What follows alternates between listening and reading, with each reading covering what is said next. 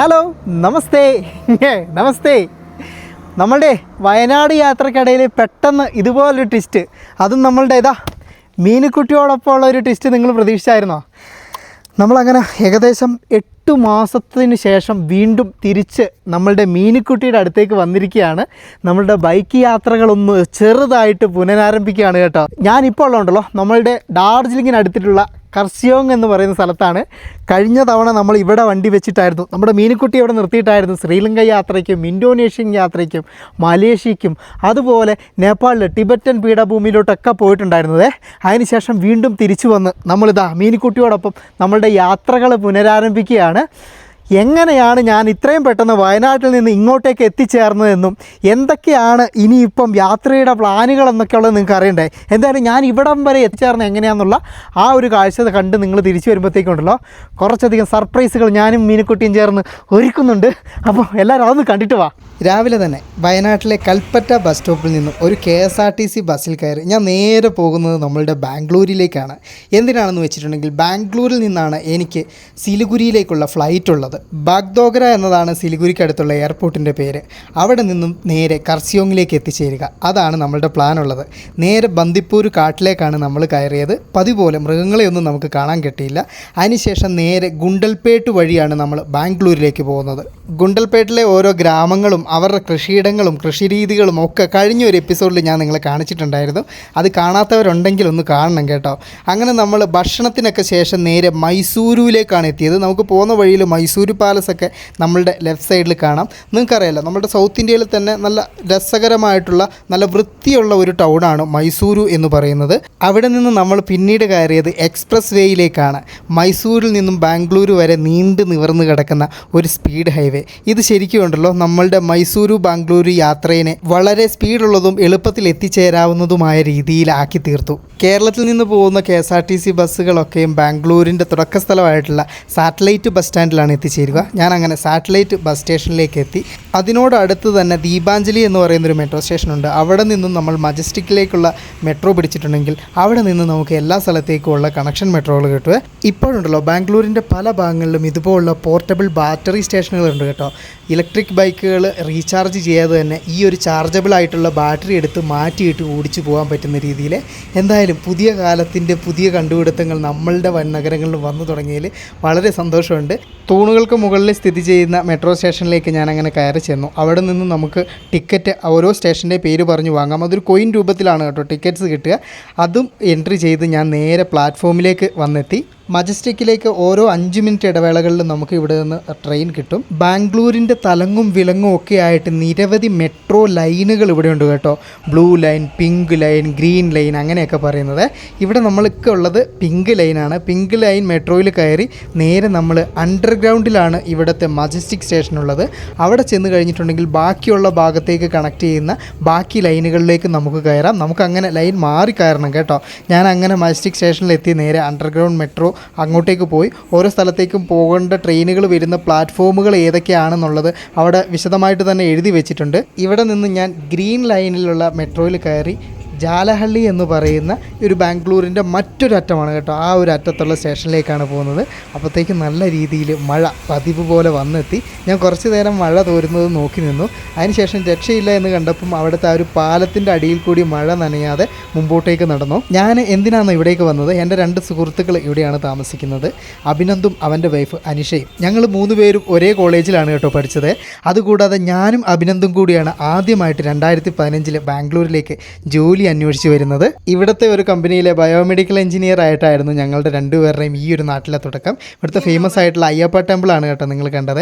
ഇപ്പം അബിയും വൈഫും കൂടി ഇവിടെ ഒരു ഫ്ലാറ്റൊക്കെ എടുത്ത് താമസിക്കുകയാണ്. പണ്ട് ഞങ്ങൾ തന്നെയായിരുന്നു ഭക്ഷണമൊക്കെ കുക്ക് ചെയ്യുന്നത്. അതുപോലെ തന്നെ അവൻ്റെ ചില സ്പെഷ്യൽ മസാലകളൊക്കെ ചേർത്തിട്ടുള്ള കറിയും അതുപോലെ തന്നെ പുട്ടൊക്കെ ചെന്നവാട തന്നെ അവൻ ഉണ്ടാക്കി തന്നു.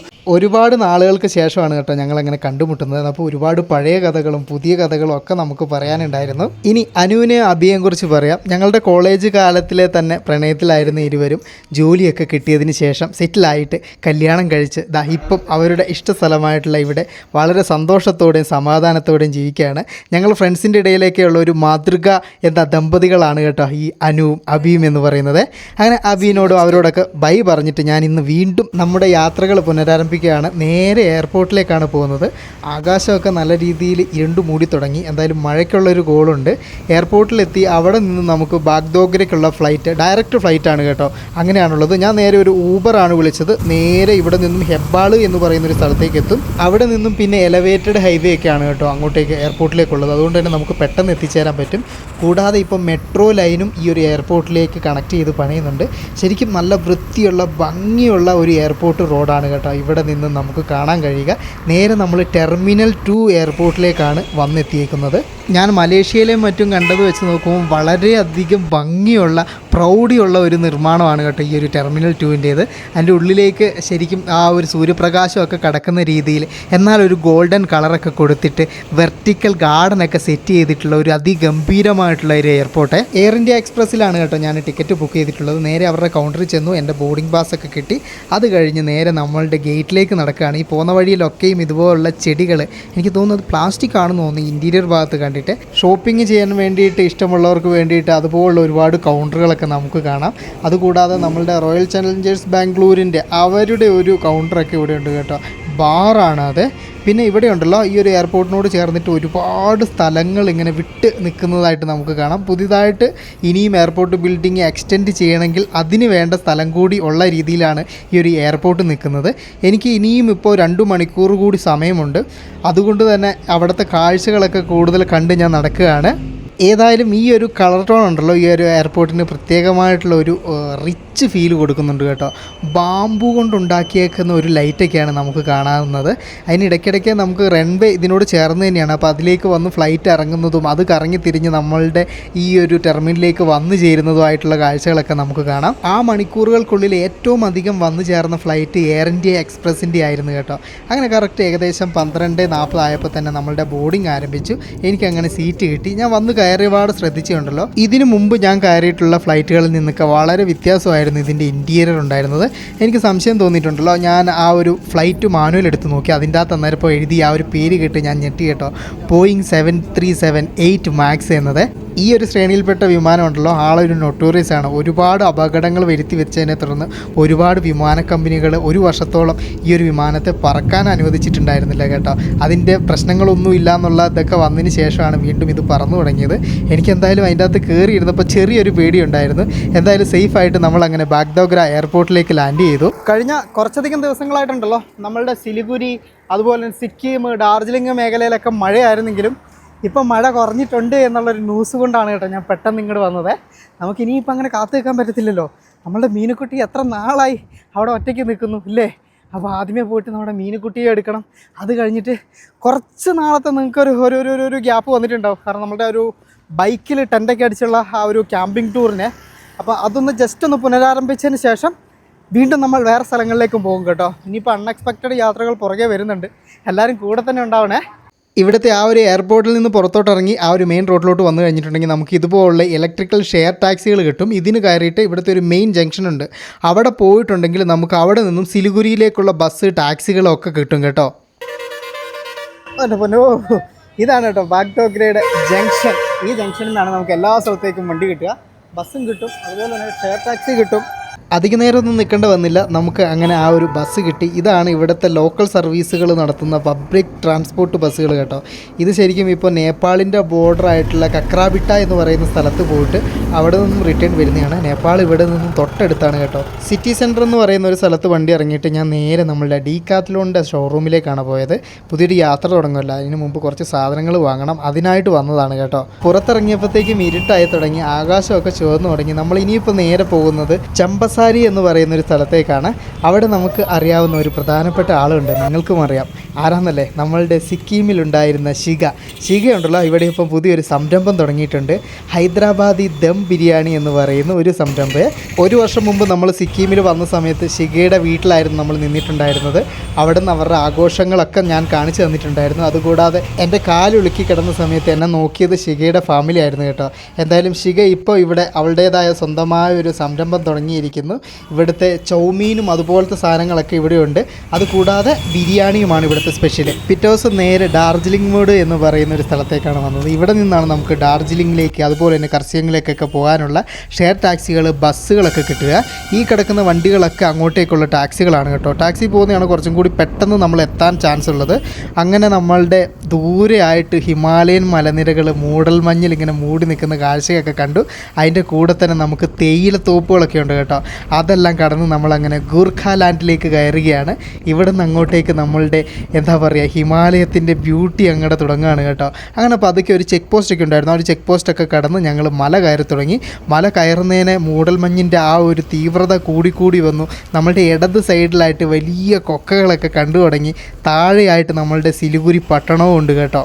ഇതിലെയുള്ള യാത്രയുണ്ടല്ലോ ഒരേ സമയം സാഹസികവും അതുപോലെ തന്നെ നല്ല ഭംഗിയോടെ നമുക്ക് എൻജോയ് ചെയ്യാൻ പറ്റുന്നതുമാണ്. അങ്ങനെ കുറച്ച് മുമ്പോട്ട് ചെന്നപ്പോഴത്തേക്കും കിലോമീറ്റർ കണക്കിന് ദൂരെ അങ്ങനെ വണ്ടികൾ നിർത്തിയേക്കുകയാണ് കേട്ടോ.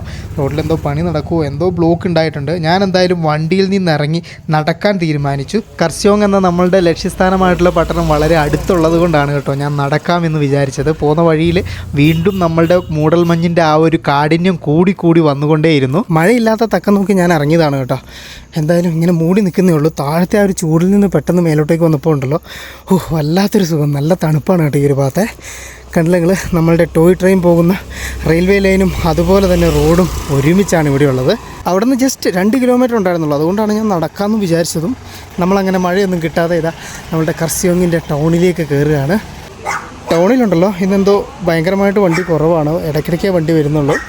എന്തോ വർക്ക് എന്തോ നടക്കുന്നുണ്ടെന്ന് തോന്നുന്നു, അല്ലെങ്കിൽ അത്രയും ബ്ലോക്ക് അവിടെ വരില്ല. ഇതുണ്ട് പിള്ളേരെല്ലാം ഇവിടെ നിന്ന് ക്രിക്കറ്റ് കളിക്കാനായിട്ടോ റോഡ് ഒഴിഞ്ഞ് കിടക്കുന്നതുകൊണ്ട്. നമ്മൾ ഈ നടക്കുന്ന വഴിയിലുണ്ടല്ലോ ഇടതുഭാഗത്ത് ഈ വീടില്ലേ, ഈ വീടിൻ്റെ അപ്പുറത്തെ സൈഡിൽ വലിയ കൊക്കയാണ് കേട്ടോ. ഇവിടെയുള്ള എല്ലാ വീടുകളും അങ്ങനെയാണ്. ഇവർക്കൊന്നും മുറ്റമില്ലാത്ത വീടുകളാണുള്ളത്. കർസിയങ്ങൾ വന്നിറങ്ങിയിട്ടുണ്ടെങ്കിൽ നമ്മളുടെ ഒരേ ഒരു ലക്ഷ്യസ്ഥാനം എന്നുള്ളത് നമ്മളുടെ സഞ്ജീവ് ബ്രോവിൻ്റെ ഷോപ്പാണ് കേട്ടോ. അതാ ഈ കാണുന്ന ടയർ ഷോപ്പ്. സഞ്ജീവ്, ഹലോ, എന്തൊക്കെയാണ് വിശേഷങ്ങൾ? സുഖമാണ്. എത്ര നാളായി? ഞാൻ അന്ന് ഡിസംബറിൽ വെച്ചിട്ട് പോയത്. December last. 8 മാസം കഴിഞ്ഞ്. എന്തുണ്ട് ഇവിടുത്തെ വിശേഷം? ഇവിടെ കുഴപ്പമില്ല. ഇതുവരെയായിട്ട് മഴ വന്നിട്ടില്ല. പേടിക്കണ്ട, ഇനി വന്നോളൂ. ഇനി വന്നിട്ടില്ല. 4 ദിവസം അതേ ഉള്ളൂ. ആണോ? 40-50 ദിവസം മഴയായിരുന്നു കണ്ടിന്യൂ. ആണോ? പിന്നെ ഉണ്ടല്ലോ നമ്മളുടെ പുതിയതായിട്ട് വന്ന വ്യൂവേഴ്സിന് നമ്മുടെ സഞ്ജീവ് ബ്രോ, ഞാൻ ഇവിടെ നമ്മളുടെ ബൈക്ക് അന്ന് വെച്ചിട്ട് ഇതാ ഇവിടെ വെച്ചിട്ടാണ് പോയത്. പഴയ വീഡിയോ കണ്ട ആളുകൾക്കെല്ലാം അറിയാം. അപ്പം ഇത് കർസിയോങ്ങിലെ സഞ്ജീവ് ബ്രോയുടെ സ്വന്തം ഷോപ്പാണ് കേട്ടോ. ഇവിടെ എല്ലാം ഉണ്ട്, അലൈൻമെൻറ്റ് കാര്യങ്ങൾ, ടയറിൻ്റെ വർക്ക് മറ്റും. നിങ്ങളിവിടെ എത്ര വർഷമായിരുന്നെന്ന് പറഞ്ഞ് വന്നിട്ട്? 22 വർഷത്തിന് മേലെയായി കേട്ടോ ഇവിടെ വന്നിട്ട്. ഒരുപാട് പറയാനും സംസാരിക്കാനൊക്കെ ഉണ്ട്. കുറേ നാളത്തെ വിശേഷം നമുക്ക് പറയാനുണ്ട്. ഇനി നമുക്ക് നമ്മളുടെ മീനുക്കുട്ടിയെ കാണാൻ പോവാം. ഈ ഒരു ഷോപ്പിന് മുമ്പിൽ തന്നെയുള്ള പാർക്കിങ്ങിലാണ് നമ്മൾ വണ്ടി ഇത്രയും നാൾ ഇട്ടിട്ടുണ്ടായിരുന്നത്. മീനുക്കുട്ടി, ഓ എൻ്റെ മീനുക്കുട്ടി, എത്ര നാളായി. അതേപോലെ തന്നെ ഉണ്ട്, വെച്ചതുപോലെ തന്നെയുണ്ട്. ബ്രേക്ക്ഫാസ്റ്റ് പോലും കഴിക്കാതെ എന്നെ നോക്കിയിരിക്കുമായിരുന്നു സഞ്ജീവ് ബ്രോ. എന്തായാലും ഞാൻ വന്നതിന് ശേഷമാണ് ബ്രേക്ക്ഫാസ്റ്റൊക്കെ കഴിച്ചത്. ഇന്നത്തെ ദിവസം ഇവിടെ സഞ്ജീവ് ബ്രോ മാത്രമല്ല വേറെയും ആൾക്കാരുണ്ട്. ഞാൻ അവരെ ഓരോരുത്തരെയും വഴിയെ പരിചയപ്പെടുത്തി തരാം. അങ്ങനെ ഒരു ചായ എല്ലാം കുടിച്ച് വയറ് നിറച്ച് ദോശയും ഇഡ്ഡലിയും എല്ലാം കഴിച്ച് പുറത്തോട്ട് ഇറങ്ങുമ്പോഴത്തേക്കുണ്ടല്ലോ കണ്ട നിങ്ങൾ നല്ല അടിപൊളി. നിങ്ങളല്ലേ മഴയില്ലാന്ന് പറഞ്ഞത്? അയ്യോ, നമ്മുടെ താഴത്തെ വണ്ടികൾ ഇങ്ങോട്ട് വിട്ടു തുടങ്ങിയേ. അത്യാവശ്യം ചെറിയ രീതിക്ക് മഴ പെയ്തു തുടങ്ങി. ശരിക്കും ഇവിടെ മഴ സീസൺ അല്ലേ? ഞാൻ വന്നുകൊണ്ട് പെയ്യുന്ന മഴയൊന്നും അല്ലല്ലോ. 60-50 ദിവസം മഴ കണ്ടിന്യൂ ആണല്ലേ? ഈ വർഷം മഴ കൂടുതലാണ്. 4 ദിവസം മഴ ഇല്ലായിരുന്നു, നല്ല വെയിലായിരുന്നു. വീണ്ടും മഴ വന്നു. അങ്ങനെ പറയല്ലേ, ഇപ്പോൾ വീണ്ടും വന്നതാ. എന്നാലും കുഴപ്പമില്ല, കുറച്ച് തണുപ്പൊക്കെ ഉള്ളത് നല്ലതാണ്. ഞങ്ങൾ നേരെ ഇവിടുത്തെ മാർക്കറ്റിലേക്ക് നടക്കുകയാണ്. ഞാൻ വന്ന പ്രമാണിച്ച് ഇന്ന് സ്പെഷ്യലുണ്ട്, അപ്പോൾ അത് ഉണ്ടാക്കാൻ വേണ്ടിയിട്ട്. ഉണങ്ങിക്കിടന്ന സ്ഥലമാണ്. ഇടയ്ക്കിടയ്ക്ക് ഇങ്ങനെ എടുത്ത് പറയല്ലേ, എന്നെ ആക്കുന്ന പോലെ എനിക്ക് ഫീൽ ചെയ്യുന്നു. നിങ്ങൾക്കെല്ലാവർക്കും അറിയാവുന്ന പോലെ ഈ ഒരു പട്ടണം ഉണ്ടായേക്കുന്നത് ഈ ഒരു മലയുടെ സൈഡിൽ തട്ടായിട്ടാണ് കേട്ടോ ബിൽഡിങ്ങുകളൊക്കെ പണിതിട്ട്. അപ്പോൾ ഇവിടുത്തെ മാർക്കറ്റുകളും അതുപോലെ തന്നെ തട്ടായിട്ടാണ്. അപ്പോൾ നമ്മളിങ്ങനെ മല കയറി പോകുന്നതിന് അതിൻ്റെ ഇടവഴികളിലൊക്കെ ഇതുപോലുള്ള ഷോപ്പുകൾ കാണാം. നമ്മൾ ഇറച്ചി വാങ്ങാനായിട്ടാണ് കേട്ടോ വന്നത്. ഇവിടെ മാർക്കറ്റ് ഇറച്ചിക്കും അതുപോലെ തന്നെ മീനിനൊക്കെ വേണ്ടിയിട്ട് സെപ്പറേറ്റ് മാർക്കറ്റുകളുണ്ട്. അപ്പോൾ ഇവിടെ ഉണ്ടല്ലോ ഈ ഒരു മീൻ വെട്ടിക്കൊടുക്കുന്ന ഒരു കത്തിയുണ്ട്. ആ ഒരു കത്തി എനിക്ക് വളരെയധികം കൗതുകമായിട്ട് തോന്നി. പിന്നെ ഇറച്ചി മാത്രമല്ല ബാക്കിയുള്ള എല്ലാ തരത്തിലുള്ള സാധനങ്ങളും ഈ ഒരു മാർക്കറ്റിൽ ലഭ്യമാണ്. അതുകൂടാതെ ഉണ്ടല്ലോ ഈ ഒരു മാർക്കറ്റുകളൊക്കെ നല്ല രീതിയിൽ ഇൻ്റർലോക്ക് ചെയ്ത് വെച്ചതുകൊണ്ട് തന്നെ നമ്മുടെ നാട്ടിലെ ഈ ഒരു മാർക്കറ്റ് പച്ചക്കറി മാർക്കറ്റുകളിലൊക്കെ ഒരു വൃത്തികേടുണ്ടാവില്ല, ചെളിയൊക്കെ കെട്ടി, ആ ഒരു രീതിയിലുള്ള വൃത്തികേടുകളൊന്നും ഇവിടെ ഇല്ല കേട്ടോ. കിട്ടിയാ ആൾക്കാർക്ക് ഇഷ്ടപ്പെട്ടില്ലേ? ഞങ്ങൾ ആക്ച്വലി ഇവിടേക്ക് വന്നത് കപ്പ വാങ്ങാൻ വേണ്ടിയാണ്. പക്ഷേങ്കിൽ ഞങ്ങൾക്ക് കപ്പ കിട്ടിയില്ല കേട്ടോ. ഇന്നത്തെ ദിവസം കപ്പ വന്നില്ല. ഞങ്ങളങ്ങനെ ആ ഒരു മഴയൊക്കെ നനഞ്ഞ് തിരിച്ച് വീട്ടിലേക്ക് എത്തിച്ചേരുമ്പോഴത്തേക്കുണ്ടല്ലോ സംഭവബഹുലമായിട്ടുള്ള ഒരു കാര്യം നടന്നിട്ടുണ്ടായിരുന്നു. അത് ഈ ഒരു ഫുഡല്ല, അത് എന്താണെന്ന് വെച്ചിട്ടുണ്ടെങ്കിൽ ഈ കാണുന്ന കാഴ്ചയാണ്. ഈ കാണുന്ന ആളുടെ കയ്യിൻ്റെ അറ്റം കെട്ടി വെച്ചേക്കുന്ന കണ്ടില്ലേ, നമുക്ക് വേണ്ടിയിട്ട് സ്പെഷ്യൽ ഉണ്ടാക്കാൻ വേണ്ടിയിട്ട് മിക്സിയിൽ തേങ്ങ അരച്ചതാണ്. ഇത് നമ്മളുടെ ശ്രീകല ചേച്ചി, നമ്മുടെ സഞ്ജീവ് ബ്രോയിൻ്റെ വൈഫാണ്. ആ തേങ്ങ അരച്ചതിൻ്റെ കൂട്ടത്തിൽ സ്വന്തം കൈവിരൽ കൂടി കൂട്ടി അങ്ങോട്ട് അരച്ച് കേട്ടോ. ആത്മാർത്ഥതയെ കഴിഞ്ഞ തവണ ഞാൻ വന്ന സമയത്ത് ശ്രീകല ചേച്ചീനെയും അതുപോലെ തന്നെ ഇവരുടെ ഫാമിലിയെ എനിക്ക് കാണാൻ പറ്റിയിട്ടില്ലായിരുന്നു. ഇവർ നാട്ടിൽ പോയിട്ടാണ് ഉണ്ടായിരുന്നത്. ഇവരെ കൂടാതെ ഒരാൾ കൂടിയുണ്ട് കേട്ടോ ഇവിടെ പരിചയപ്പെടുത്താനായിട്ട്. എന്തായാലും നമ്മൾ ഭക്ഷണം കൈ മുറിഞ്ഞെന്ന് വെച്ചിട്ട് ഭക്ഷണത്തിനൊരു കുറവൊന്നും വരുത്തിയില്ല. നല്ല ആർഭാടമായിട്ട് തന്നെ ഗംഭീരമായി കഴിച്ചു.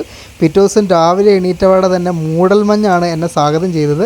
ആ ഒരു കർസിയോങ് ടൗണിനെ ഫുള്ള് മൂടിയിട്ട് മൂടൽമഞ്ഞ് ഇങ്ങനെ പൊതിഞ്ഞു വന്നു. സഞ്ജീവ് ബ്രോ നേരെ നമ്മുടെ ഷോപ്പിലേക്കാണ് വന്നത്. ഇന്നുണ്ടല്ലോ വീണ്ടും ഞങ്ങൾ ഹോസ്പിറ്റലിലോട്ട് പോവുകയാണ്. എന്തിനാണ് പോകുന്നത്? കൈ മുറിച്ചതിൻ്റെ ഭാഗമായിട്ട് ഇന്ന് പോയിട്ട് ഒന്നുകൂടി കാണിക്കാൻ പറഞ്ഞിട്ടുണ്ട്. അപ്പോൾ ആ കൂട്ടത്തിൽ ഞാൻ നിങ്ങളുണ്ടല്ലോ ഇവിടുത്തെ ഗവൺമെൻറ് ഹോസ്പിറ്റലിൽ കൂടി കാണിക്കാം. അതുകൂടി കാണാമെന്ന് വിചാരിച്ചിട്ട് ഞങ്ങൾ 3 പേരുണ്ട് കേട്ടോ. 3 പേരും കൂടി ഞാൻ 2 പേരെയാണ് പരിചയപ്പെടുത്തിയത്. 3ാമത് ഒരാൾ കൂടിയുണ്ട്. അതാണ് അഞ്ജലി. അഞ്ജലി എത്രയിലായിരുന്നു പഠിക്കുന്നത്? +2. ഓക്കെ. അഞ്ജലി ഉണ്ടല്ലോ സംസാരിക്കാൻ കുറച്ച് ഷൈനസ് ഉള്ള കൂട്ടത്തിലാണെന്നാണ് കേട്ടോ പറഞ്ഞത്. സംസാരിച്ച് തുടങ്ങി കഴിഞ്ഞിട്ടുണ്ടെങ്കിൽ പിന്നെ നന്നായിട്ട് സംസാരിക്കും അല്ലേ? മലയാളമൊക്കെ നല്ലോണം അറിഞ്ഞൂടെ? അറിയാം.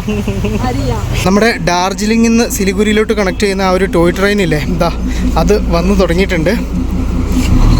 അല്ലെങ്കിൽ റോഡിൻ്റെ സൈഡിൽ കൂടി ഞാൻ വരുമ്പം പറഞ്ഞില്ലായിരുന്നോ? നിങ്ങളെ ഇവിടെ കർസിയോങ് ടൗണിൽ ഇപ്പോൾ എത്ര വർഷമായി? 17 വർഷം. ഇവിടുത്തെ ഭാഷയൊക്കെ നല്ലപോലെ പഠിച്ചാ? നേപ്പാളി ഏതൊക്കെ അറിയാം? നേപ്പാളി അറിയാം, പിന്നെ ഹിന്ദി നമുക്ക് നന്നായിട്ട് അറിയില്ല. ഇവിടെ കൂടുതലും നേപ്പാളീസ് ആണ് കൂടുതലും. അപ്പം നേപ്പാളി ഭാഷയല്ല ഇവിടെ കൂടുതലും സംസാരിക്കുന്നത്. അപ്പോൾ നേപ്പാളി ഭാഷയാണ് അറിയാൻ പറ്റുന്നത്. ഈ മാർക്കറ്റിൻ്റെ പേരെന്താന്ന് പറഞ്ഞേ? കർസിയോങ് മാർക്കറ്റ്. നിങ്ങൾ ഡ്രസ്സൊക്കെ വാങ്ങാൻ വേണ്ടിയിട്ട് ഇവിടെയാണ് വരല്ലേ? അത്യാവശ്യം ഡ്രസ്സൊക്കെ എല്ലാം കിട്ടും ഇവിടെ. നമ്മൾ സില്ലൂടിൽ പോവാറില്ല, ഇവിടെ നിന്ന് തന്നെ എല്ലാം കിട്ടും. എല്ലാം വാങ്ങുന്നേ. ഇവിടെ ഈ മാർക്കറ്റിനുള്ളിൽ സ്വർണ്ണക്കടകൾ വരെ ഉണ്ട് കേട്ടോ. ഈ കാണുന്നതാണ് ഇവിടുത്തെ ഗവൺമെൻറ് ഹോസ്പിറ്റൽ കേട്ടോ. കർസിയോങ് സബ് ഡിവിഷണൽ ഹോസ്പിറ്റൽ. ഇവിടുത്തെ ഗവൺമെൻറ് ഹോസ്പിറ്റലുകളുടെയൊക്കെ അവസ്ഥ അത്യാവശ്യത്തിലധികം പ്രാകൃതമാണ് കേട്ടോ. ശരിക്കും ബിൽഡിങ്ങുകളൊക്കെ ഇടിഞ്ഞ് വീഴാറായ രീതിയിലുള്ള അത്തരത്തിലുള്ളതാണ്. വലിയ എന്താ പറയുക ചികിത്സാ സൗകര്യങ്ങളൊന്നുമില്ല. പക്ഷേ ചികിത്സ സൗജന്യമാണ്. 2 രൂപേൻ്റെ ആ ഒരു എൻട്രി ഫീ മാത്രം കൊടുത്താൽ മതി. അത് കഴിഞ്ഞിട്ടുണ്ടെങ്കിൽ അത്യാവശ്യം ചികിത്സകൾ കിട്ടും. പക്ഷേങ്കിൽ ഇവിടെയുള്ള ആളുകളൊക്കെ പ്രധാനപ്പെട്ട ആ ഒരു ട്രീറ്റ്മെൻറ്റിനൊക്കെ സിലിഗുരിയാണ് കേട്ടോ ആശ്രയിക്കുന്നത്. എനിക്കുണ്ടല്ലോ ഇവിടെ നിന്ന് ഇറങ്ങുന്നതിന് മുമ്പായിട്ട് പാത്രങ്ങൾ നമ്മുടെ നോൺ സ്റ്റിക്ക് ഇല്ല, അത് കുറേ നാൾ വെച്ചിരുന്നിട്ട് അത് മൊത്തം പോയി. കുക്കറിനും എന്തൊക്കെയോ പ്രശ്നം വന്നിട്ടുണ്ട്. പക്ഷേ തൽക്കാലത്തേക്ക് ഒരു നോൺ സ്റ്റിക്ക് പാത്രം വാങ്ങാമെന്ന് വിചാരിച്ചിട്ട് തവ നമ്മുടെ ഒരു ഷോപ്പിൽ വന്നതാണേ. എന്തായാലും പൈസ നോക്കിയില്ല. നമ്മൾ പ്രസ്റ്റീജിൻ്റെ തന്നെ ഒരെണ്ണം വാങ്ങി. ഇൻഡക്ഷൻ ഉണ്ട്, പക്ഷേ ഇൻഡക്ഷനൊന്നും എനിക്ക് ആവശ്യമില്ല. ഇതുണ്ടെങ്കിൽ ഓംപ്ലേറ്റ്, ചിക്കൻ കറി അങ്ങനെയുള്ള എല്ലാ സാധനങ്ങളും ഇതിൻ്റെ അകത്ത് പോകും. പിന്നെ ചിക്കൻ വറുക്കുകയൊക്കെ ചെയ്യും. ഇത് നമ്മുടെ മെയിൻ ഐറ്റമാണ്. അപ്പോൾ ഒരെണ്ണം വാങ്ങിയേ. പണ്ട് കാലത്ത് ഈ ഒരു നാടിനെ താഴ്വാരവുമായി ബന്ധിപ്പിച്ചിരുന്നത് ഇതുപോലത്തെ കൽക്കരി ട്രെയിനുകളായിരുന്നു കേട്ടോ. ഞാൻ തിരിച്ചു വന്ന് നേരെ നമ്മളുടെ മീനുക്കുട്ടിയെ റെഡിയാക്കി നമ്മളുടെ ലഗേജുകളൊക്കെ പാക്ക് ചെയ്ത് ലോഡ് ചെയ്തു. Bye bye, Tata. അടുത്ത തവണ കാണാം. എല്ലാം സെറ്റാക്കി വണ്ടിയിൽ കയറി ഇരുന്നപ്പോഴാണ് പൊല്യൂഷൻ്റെ നോക്കിയത്. നമുക്ക് നമ്മുടെ വണ്ടിയുടെ പൊല്യൂഷൻ ഉണ്ടല്ലോ എക്സ്പയറായി. അതിൻ്റെ ഏറ്റവും വലിയൊരു പ്രശ്നം എന്താണെന്ന് വെച്ചിട്ടുണ്ടെങ്കിൽ ഇവിടെ പൊല്യൂഷൻ്റെ ഫൈൻ വന്നിട്ട് 5000 രൂപയാണ് കേട്ടോ. അപ്പോൾ വണ്ടി പുറത്തിറക്കി ഞാൻ എന്തായാലും പിടിക്കും. പിടിച്ചിട്ടുണ്ട് 5000 രൂപ കയ്യിൽ പോകും.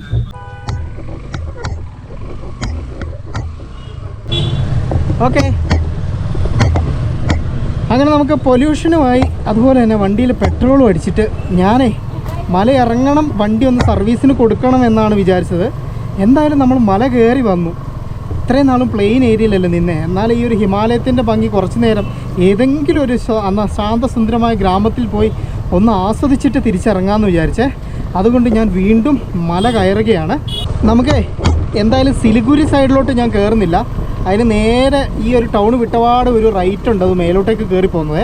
അപ്പോൾ ആ ഒരു റൈറ്റ് എടുത്തിട്ട് ഞാൻ മുകളിലേക്ക് തന്നെ കയറുകയാണ്. ഇപ്പോൾ ഉണ്ടല്ലോ, ശരിക്കും ഞാൻ വണ്ടി ഒരു ട്രയൽ റണ്ണ് കൂടി നടത്തുകയാണ് കേട്ടോ. എത്ര 8 മാസം 9 മാസമായി നമ്മൾ വണ്ടി എടുത്തിട്ട്. അപ്പം അതിൻ്റേതായ ഇത്രയും ലഗേജൊക്കെ വെച്ചതിന് ശേഷം ഓടിക്കുന്നതിൻ്റെ ആ ഒരു ബാലൻസൊക്കെ എനിക്ക് തിരിച്ച് വരുന്നേ ഉള്ളൂ കേട്ടോ. അത്യാവശ്യം വണ്ടിക്ക് നല്ല വെയിറ്റ് ഉണ്ട്, ഹൈറ്റ് ഉണ്ട്. അപ്പം അറിയാലോ നിങ്ങൾക്ക്, മീനുക്കുട്ടി പണ്ട് എങ്ങനെയൊക്കെ തന്നെയായിരുന്നു. എന്തായാലും ഇപ്പോൾ ഉള്ള ഒരു പ്രശ്നം എന്താണെന്ന് വെച്ചിട്ടുണ്ടെങ്കിൽ, കുറേ നാൾ എടുക്കാതെ വെച്ചതല്ലേ ഇതിൻ്റെ ബ്രേക്കില്ലേ, ആ ഒരു ബ്രേക്ക് എനിക്ക് കറക്റ്റായിട്ട് കിട്ടുന്നില്ലേ. ഞാനാണെങ്കിൽ ഒരു കുന്നിന് മേലേക്കാണ് കയറി വരുന്നതും.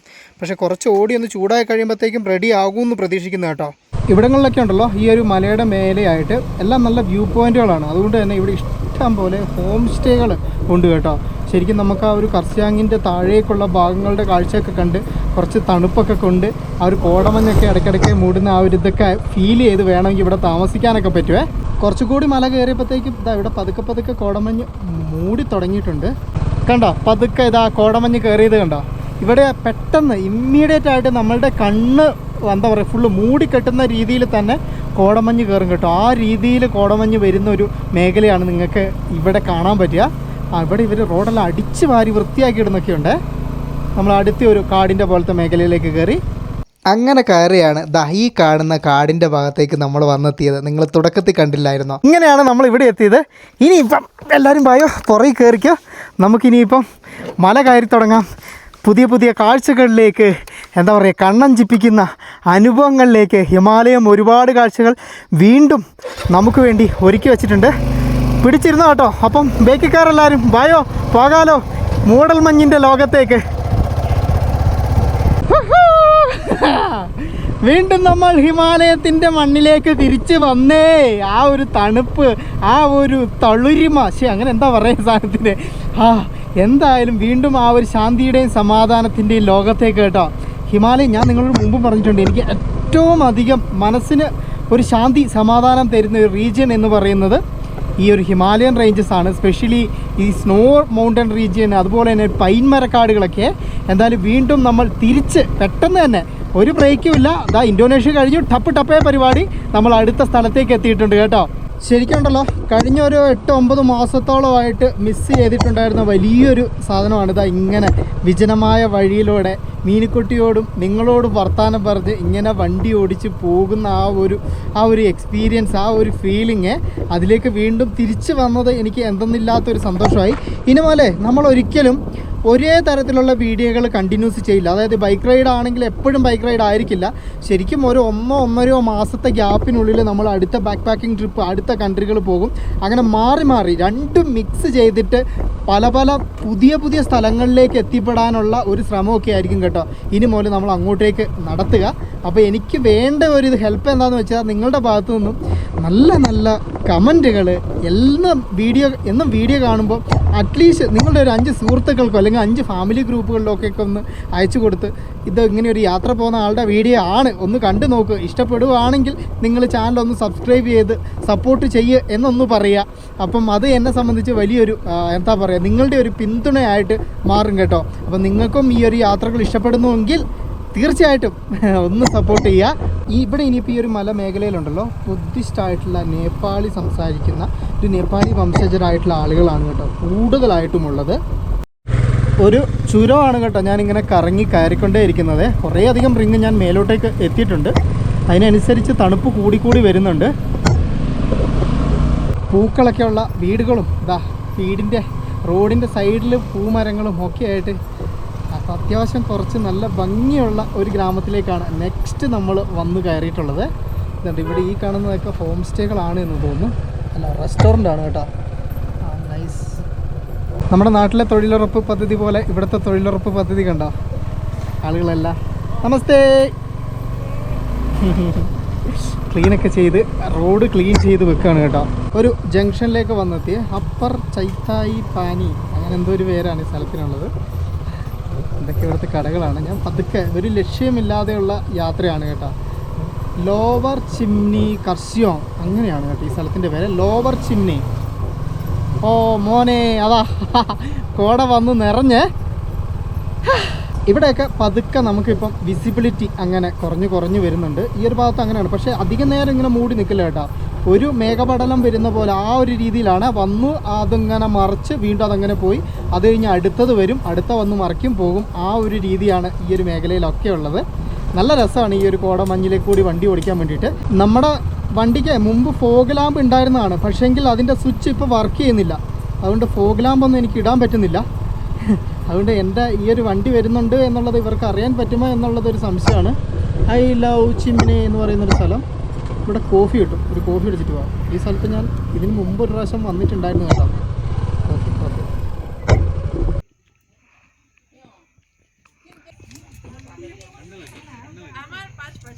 ഞാൻ അവിടുത്തെ ഒരു ഷോപ്പിൽ കോഫി പറഞ്ഞിട്ടുണ്ട്. മധുരം കുറച്ച കോഫി. സൂര്യൻ കണ്ടങ്ങൾ അത് അത്യാവശ്യം നല്ല രീതിയിൽ തെളിഞ്ഞ് മേലെയുണ്ട്. പക്ഷേങ്കിൽ ആ ഒരു മേഘപടല നമ്മുടെ മൂടൽമഞ്ഞുള്ളത് കൊണ്ട് മാത്രമാണ് അതിന് താഴേക്ക് വരാൻ പറ്റാത്തത്. ഇവിടെയൊക്കെ നിന്ന് ആളുകൾ ഫോട്ടോയൊക്കെ എടുക്കുന്നുണ്ട്. ഇടയ്ക്കിടയ്ക്ക് ഇത് കണ്ടങ്ങൾ പാറി പറന്ന് ആ ഒരു കാർമേഘങ്ങൾ ഇങ്ങോട്ടേക്ക് വരുന്നുണ്ട്. പിന്നെ ഇവിടെ ഈ കാണുന്ന വെള്ള കിടക്കുന്ന സ്ഥലമില്ല, ഇതിൻ്റെ കുറേ അങ്ങ് താഴെ ഭാഗത്താണ് നമ്മുടെ കർഷികോങ് ടൗണും അവിടെ ഒരു ടവറും ഒക്കെ ഉണ്ട്. അതൊക്കെ നമുക്ക് ഈ ഒരു മൂടൽമഞ്ഞ് വന്നതുകൊണ്ട് മിസ്സിങ് ആണ് കേട്ടോ. ഇവിടങ്ങളിലെല്ലാം കണ്ടോ നിങ്ങൾ നല്ല വരിയൊത്ത് നമ്മളുടെ പൈൻമര കാടുകളാണ് കേട്ടോ ഉള്ളത്. അതിന് സൈഡിൽ കൂടിയുള്ള ടാറ്റർ റോഡ് ഇതിങ്ങനെ മലയെ ചുറ്റി ഇതുണ്ട് അങ്ങ് ദൂരെ കണ്ടങ്ങൾ അതെല്ലാം നമുക്ക് കയറി പോകേണ്ട വഴികളാണ് കേട്ടോ. പൊതുവേ ഇപ്പം ഇങ്ങനെ ഒരു മൂടലുണ്ടെങ്കിലും തണുപ്പ് അത്യാവശ്യം നല്ല കുറവാണ്. അതുകൊണ്ട് തന്നെ ഞാൻ ജാക്കറ്റൊന്നും ഇട്ടിട്ടില്ല. ഇതാണ് കേട്ടോ ഈ ഒരു മേഖലയിൽ ഈ ഒരു ഭാഗത്തെ തട്ടുകട എന്ന് പറയുന്നത്. ഇവരുടെ സ്പെഷ്യൽ എന്താണെന്നറിയാമോ? മൊമോസ്. ഇതുണ്ടോ ഈ ഒരു റീജിയനിലെ മൊമോ അത്യാവശ്യം നല്ല സ്പെഷ്യലാണ്. അത് എനിക്കുള്ള കോഫി मोमो इधर स्पेशल है ना? स्पेशल एकदम फ्रेश. ഓക്കെ അപ്പം അപ്പം അതിങ്ങനെ ഉണ്ടാക്കി വെച്ചിട്ടുണ്ട്. അത് വേണ്ട സമയത്ത് കണ്ടെങ്കിൽ വെജ് മോമോയെ നമുക്ക് ചൂടാക്കി തരും കേട്ടോ. അതുകൂടാതെ ഇതുണ്ടെങ്കിൽ ഇവിടുത്തെ ചായപ്പത്ത ചായപ്പത്ത है ना? ये क्या है? ये फाले है, ये टाइपो है. ടൈപ്പോ നമ്മുടെ അട പോലെയുള്ള ഫാല്. Okay nice. ചിക്കൻ കായേ മേനിക്കുട്ടിക്കുള്ള പെട്രോൾ ഓൾറെഡി ഞാൻ അടിച്ചിട്ടുണ്ട്. നല്ല ചൂട് കോഫി. അതിൻ്റെ കൂടെ ഞാൻ ഇവരുടെ ഈ ഒരു ലൂസായിട്ടുള്ള ഇവിടുത്തെ തന്നെ കൃഷിയിടത്തിലുള്ളതാണ്. അപ്പം ആ ഒരു ചായപ്പത്ത ഞാൻ വാങ്ങിയിട്ടുണ്ട്. ഒരു 35-40 രൂപയ്ക്ക്. മല കയറിയതോടുകൂടി നമ്മളുടെ പ്രകൃതിക്കും പതുക്കെ മാറ്റങ്ങൾ വന്നു തുടങ്ങി കേട്ടോ. നല്ല കളർഫുൾ പൂക്കളും അതുപോലെ തന്നെ ചെറിയ പുല്ലുവർഗ്ഗങ്ങളും ഈ ഒരു ഹൈ ആൾട്ടിറ്റ്യൂഡിൽ മാത്രം വളരുന്ന തരത്തിലുള്ള ചെടികളും ഒക്കെ കണ്ടു തുടങ്ങിയ ശരിക്കും കളർഫുൾ കാഴ്ചകൾ അങ്ങനെ നമ്മളുടെ കണ്ണിന് മുന്നിലേക്ക് വന്നു. പതുക്കെ കോടമഞ്ഞിതാ നമ്മളുടെ പൈൻമരങ്ങളെ തഴുകി പതുക്കെ മുകളിലേക്ക് വന്നുകൊണ്ടേയിരുന്നു. കുറേ അധികം നാൾ മനസ്സുകൊണ്ട് ആഗ്രഹിച്ച ആ ഒരു രീതിയിലുള്ള സ്ഥലത്തേക്ക് എത്തിയിരിക്കുന്നു കേട്ടോ.